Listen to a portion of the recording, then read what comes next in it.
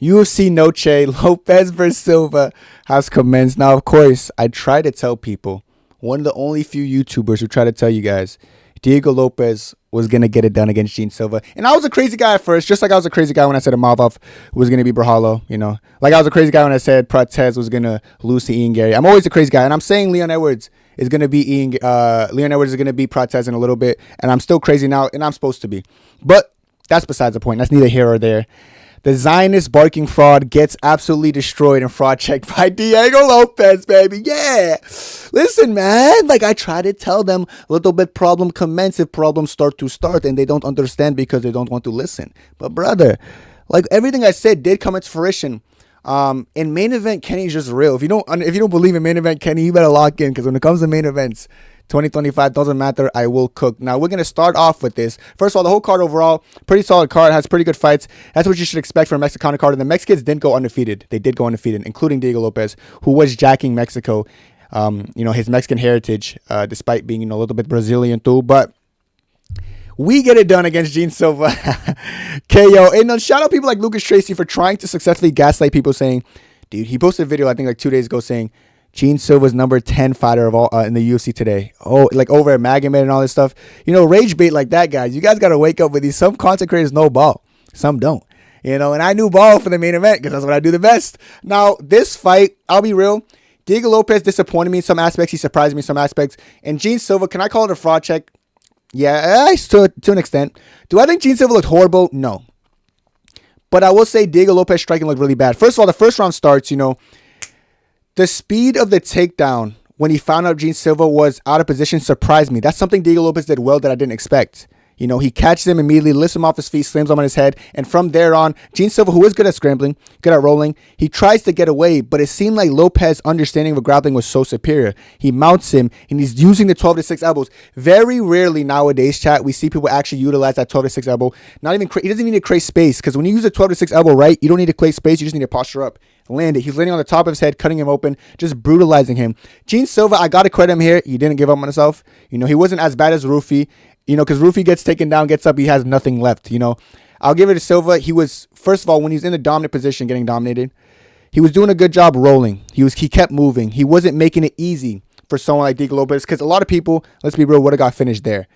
Gene Silva got heart. He forces some scrambles when Diego Lopes is too high. He scrambles up, and then he tries to put it on him. Diego Lopes wins the first round, probably 10-8. Probably did, but can it? I don't think it 10-8. Doesn't matter. He gets destroyed. Point being said. And his face got destroyed there. Round 2 starts. This is when I'm saying Diego Lopes surprised me. Because I've seen Diego Lopes go 5 rounds. His endurance is not too bad from what I've seen in his recent fights specifically. Gene Silva, his endurance looked pretty good. And I did expect both of them to have good endurance. I said that in one of my prediction videos. Now, what I expected from Lopes in the striking, I didn't get. Lopes is what I call a reactive counter hooker. Counter hooker. That sounded weird. But like he counters with hooks, and he's very reactive. So what I mean by this, he will high guard, catch it, and then explode into a hook, uppercut, and then he go back to the high guard. This fight, it was like he had the high guard. He get hit, and you just catch it and keep walking forward. Hit, keep walking forward. He didn't show any reactivity in his counter punching. He was just kind of getting hit. And I was like, what's he really doing? It almost seemed like round 2 looked like people like Gene Silva looks so much good, like really good. Kenny, what are you talking about? No, I think that was the worst striking I've ever seen from Diego Lopes. And he still catches him because Gene Silva fell into the lull. Maybe this is what Diego Lopes was trying to bait out. But Gene Silva fell into the lull. I'm a lot better of a striker, so I could be a little bit more relentless. I could try to put it on him. Once he started landing on Diego Lopes a little bit more flush, Lopes has a great chin, by the way. He was like, I'm growing in confidence. Let me bring it to him. Let me bring the pain to him with his bald ass head. Jumps into stupid attacks, spinning elbow perfectly on the temple, drops him. From there on out, jumps the ground and pound him. Gene Silva cheating, grabbing the cage so he doesn't fall over, look fucking dazed, and gets finished. Great stoppage. Great performance and great lulling by Diego Lopes, who looked a little bit worse than he's ever looked on the feet prior to that, but still embarrasses Gene Silva. Now, when I say Gene Silva didn't look bad, I'm going to give him credit. That up kick, it was landing. His 1-2s, they were landing. He didn't look too bad, but I feel like if Lopes showed up 100% like how he usually shows up with that reactive counter-striking style, he would have finished Gene Silva earlier. He would have caught him on the feet earlier. But I think what happened with Lopes is he tired himself out and kind of punched himself out, trying to chase the finish that was definitely there in that first round when he got that 10-8 round, in my opinion. It might have been 10-9, who cares? You know, when he was fucking brutalizing his face in, he tried to use maybe too much energy, so the point, like, he was kind of just walking forward, fatigued, or maybe he was trying to save his energy for the later rounds. But that timing of that elbow was executed perfectly. He ends up destroying him. And Diego Lopes' offensive wrestling is something I don't really see much from him. Like, I see him, he's more like he always wants to trade. So he just showed what I call veteran skill. He showed that resume matters. The people, like, I can't believe me and fucking MMA Guru, out of all people, the only ones agreed on this fight who are YouTubers. You know, they were saying that, like, but Gene Silva's going to school. The other people were saying Gene Silva's going to school Lopes. And in my head, I'm like, is it because he beat Bryce Mitchell, who's his best win on paper? Or what's it called? That Armenian guy who's like a nobody? Like, that's my thing. You guys don't understand, like, strength of schedule. Lopes has been in there with the Mavzar Evlovs, the Volkanovskis. You know, he's been in there with some tough people, like actual skilled people. And people kept bringing up the Volkanovski fight to justify this fight as if Volkanovski is the same striker as Gene Silva. Like I said, Gene Silva does not have the understanding of distance management. He doesn't have the IQ of Volk. He can't just stick and move the whole fight, you know, and he couldn't do what I thought. And he gets in there and he gets embarrassed by Diego Lopes. Don't ever doubt Mr. Kenny or main event Kenny. We're gonna switch over from Mystic and main event because I'm not getting these early prelims and these prelim fights anymore. So we're gonna switch over to, I'm gonna just say main event Kenny, because we just don't miss these main events. Diego Lopes looked great. Not great. He looked good. This was not the best version of Diego Lopes, and he still beats Gene Silva. So if this showed up as the best version of Diego Lopes, he schools Gene Silva. Is Gene Silva a fraud? No.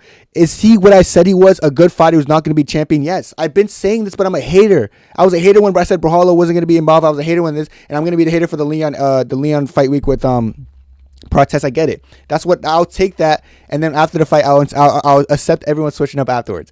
You know, Gene Silva, he's just not that great. He has good endurance. He's going to be a tough fight for everyone, but I already knew he was a tough fight. I knew this fight was going to be tough. I just knew Diego Lopes has that championship experience. He has that strength of schedule, and he has that counter-punching ability. It wasn't a counter-punch I expected, but he did end up finishing with a counter. You know, I did end up saying Diego Lopes KO points, and that's kind of what happened in this fight. Catch him with a KO after dominating him in grappling. Gene Silva showed that he's not as good of a defensive grappler as you think, just from defending Bryce Mitchell's shitty takedown attempts.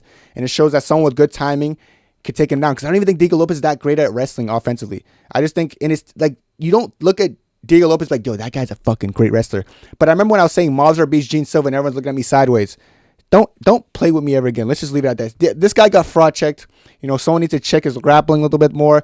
You know, I saw Mafa tweet out like, less talking, more training, little guy, something like that. You know, these Brazilians, specifically the fighting nerds, the end of an era, bro. Forget this fighting group. If you're glazing them because of vibes and aura, you're nothing but a casual fan. Diego Lopes gets it done and shows him that, listen, veteran experience, can't even fucking speak, like just strength of schedule, you know, and diversity and well-roundedness wins you fights, not aura and hype. And I will give it to Gene Silva. That was a little bit of an aura-inducing DMX walkout where you milked the whole fucking walkout. I think the fight was longer or shorter than your walkout, which is not me being joked. Like, this fight ended within 2 rounds.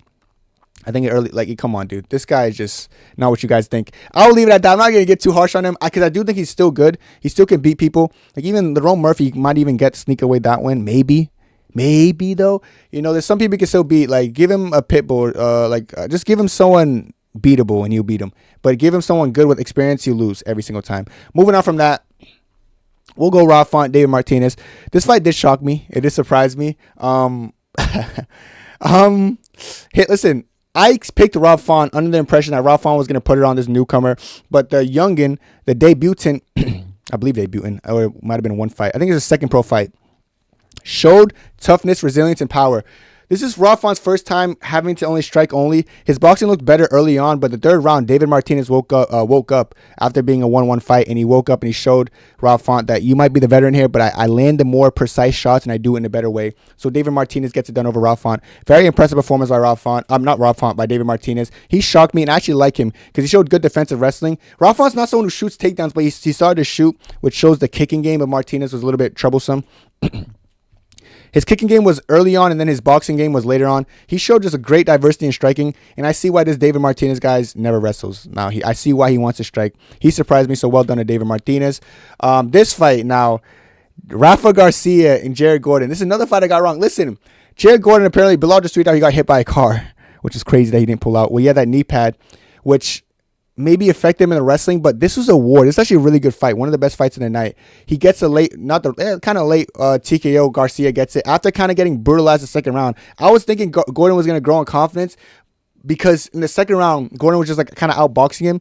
But the third round, Garcia was just like, all right, fuck it. If we're going to box, we'll box. And then Garcia just had more sting on his punches. He ends up catching Gordon as Gordon's coming in, gets rid of him. Great performance by Rafa Garcia. I do think Gordon's better than him. You know, if they run it back, you know, Gordon's still good. He's 37. I don't know what his next plans are, but he's the only guy to beat Paddy Pimblett anytime soon. So how bad is Paddy? If Paddy's losing to people like this caliber, imagine what Ilya does to him. She bad. Moving on from that fight, I like my guy Jared Gordon, poor guy. The refrigerator Kevin Gastelum and Dustin Soliteff. Listen, the refrigerator came in overweight and did win 2-1. His 1-2 is actually really fast despite him being a fucking hog. But he's just not a serious person, missing weight this much times. But I'm sure Dustin's pissed off because he missed weight and it was a close fight. But it seemed like it was 1-1 going to the third, and third round, Gastelum did enough to win. Like I said, every Mexican won on this card. I did pick Gastelum to win. He does get it done. And Dustin was game, maybe a little bit more game than I actually anticipated. But I did end up thinking Gastelum was going to get him by KO points, and that's what happened. He got him by points. And Dustin showed toughness and resilience, and he weathered some early storms because a lot of people would have been out of there. Because the way Gastelum was landing flush, it looked like it was a matter of time, but Dustin does show toughness and last the distance just to lose. Now, Alexander Hernandez, I did end up going Hernandez because I had a gut feeling that he's growing off momentum and just the precision of his punching. He always finds ways to hurt people. He's not a world beater still, but you could see the improvement actually growing with Alexander Hernandez, where he's actually trying to find his timing a lot better and land his shots and keep moving and sticking and moving. And it worked against Diego Ferreira, who looked like he was starting to gain momentum until Hernandez showed that like his superior footwork and speed and power was too much for Diego Ferreira. So he was sticking moving, and he kind of schooled Diego Ferreira when it came down to it, and he knocks him out in the second round. Great performance by Alexander Hernandez, the great ape, you know. And he gets it done against Diego Ferreira, who's tough, but just wasn't as skilled like I predicted as Alexander Hernandez to get the win. This fight shocked me. I did have Kwang Lee going into this one. This was a 50-50 fight. I did acknowledge that. And Kwang Lee had him hurt. He was a lot more patient. He would hurt him, rock him, hurt him, and he would just like stay in front of him. He wouldn't be rushing. With Santiago Luna, when he had him hurt, he was rushing. He was trying to. And then Kwang Lee was swinging in the midst of being rocked. It was well done. Like I said, every Mexican won on this card. Santiago Luna gets it done against Kwang Lee. In a very back and forth fight while it lasted. It only lasted one round, but arguably the best round of the fucking whole card. So great fight by both guys there. This was a very easy pick. I went Dusko Todorovic against JDM, bro. The beast JDM, man. Listen, Daniela Medina, I always said, like, this is what I said in the prediction video. He's a punching bag, but he's tough. But he gets finished by submission. I didn't see Duskov finishing by submission. I saw Duskov just winning the fight. Didn't know how. Submission surprised me. Medina's weird because he's tough, but like that's all he has is toughness. You know, I think his whole name in the UFC is just being tougher than everyone else, which no one really cares about. You could be so tough, but if you're losing fights, who cares? He's a punching bag at the end of the day. He was going to get KO'd if he didn't get submitted, and he was going to lose by points if he didn't get KO'd. So, no matter what, Duskov was going to win. Simple as. Now, this fight, I was one of the few people who went the underdog, Joaquim Silva, because I knew Puelles was just a bot. Now, I will say this. It was a clear 2-1. I don't even know how it was fucking split. You know, Silva clearly cooked Puelles. Puelles just kind of went in there. He had one good round, but after that, Silva just showed experience. And when he got him down, he looked good. But the third round, I don't know why people even thought it was close. Puelles was getting schooled, and he would just jump on him, try to hug him, and just hug him, and just hug him. And it kind of got old after a while. So, no surprise that Joaquim Silva won this fight. I predicted it to happen, and that's exactly what happened. Joaquim Silva's takedown defense early on was pissing me off. Like, how you been in there with Arm and some other great wrestlers? I think Santos as well. But you're over here struggling to defend Puelles takedowns. Still gets it done with a split decision that should not have been split. But, you know, Puelles made it interesting, I guess. But he's just a hugger. So glad he didn't win. Tatiana Suarez versus Amanda Lemos. I kind of expected Suarez to school her. I had her by sub points. She ends up getting the decision win. So I did get that pick perfectly right. Lemos is tough. She's durable. She has good striking. But her wrestling defense wasn't enough quite. Because I feel like once Lemos had good takedown defense, but once she was on her back, it looked like it was just Tatiana Suarez's world. So he kind of schooled them in, and Lemos there. So shout out Tatiana Suarez getting it done. Great win. One of the fights I got wrong, I actually thought Gurule was gonna get it done. You know, Aguilar gets it done though. It was a back and forth fight. It was close, but it did seem like Aguilar wanted a little bit more. You know, I think I had Gurule. I don't know how to say this guy's name. Gurule or something like that. I thought he won it. I think this was the fight I thought he won. Was it? And then I think a judge gave it 30-27 Aguilar. That's how I was like, this is one of the first fights I realized it was going to be like Mexicans are going to win even if it goes a distance and it's close, because Aguilar, I don't think won this fight, but great win by him. He's Mexicano, and it was a competitive fight. It was a close fight, so great effort by both guys. I thought Gurule got it done though. Nothing happened in this fight. I had Zachary Reese winning. I think he would have ended up winning, but Cedric Dumas was fighting like MVP till he got his nuts fucking crushed. Moving on. Alexandre Costa versus Aldan Correa. This is a very back and forth fight until Coria. No, not really back and forth though. But Costa did a decent first round, but I still think Coria got it done. And then second round comes in. Coria just schools him. I think Costa pulls guard and something and just gets absolutely annihilated. And then third round, bro, this is Joshua Vance's training partner. I didn't know that, but this guy's good. He ends up finishing Costa in the third round. Great performance by Aldan Coria to a point where I'm going to keep my eye on him in the flyweight division. I know him and Joshua Vance are training partners, and Joshua Vance's at the top, so maybe Coria could show levels because even the grappling, the guy looked pretty sound, so he could be a problem. So keep your eye on Coria because Alexandre Costa is a very good marauder at flyweight. So the fact that Coria did that to him, definitely keep your eye on Coria, and I'm going to keep him on my radar now that I know he's Joshua Vance's training partner. This fight, I did have a feeling that the veteran Rendon was going to get a match. I did end up putting money on Rendon, but my official pick, I did pick Elise Pereira off of just 19-year-old vibes. It was split. The right person won. I think Rendon did win. Like, Pereira was a little bit too, let me circle. It was 1-1 going to the third.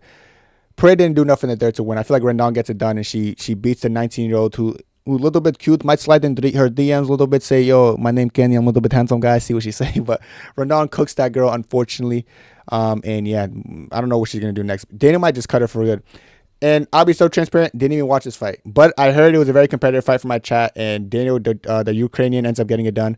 I heard it was really back and forth, but I can't tell you guys too much because I did not watch the fight.